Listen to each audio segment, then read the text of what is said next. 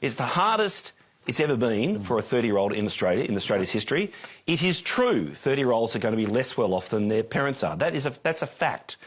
It's a fact that when I was 30, the house cost me 3 times my salary. Now, 8 times plus for a 30-year-old is what it's going to cost you to get into the housing market.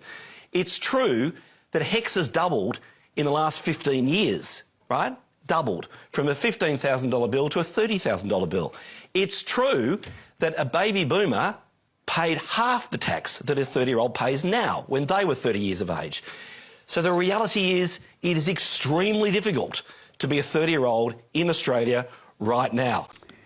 Look, there's a reason that this video has over 56,000 likes, and it's because I think Russel Howcroft really hits the nail on the head. It is extremely tough to be a young Aussie right now.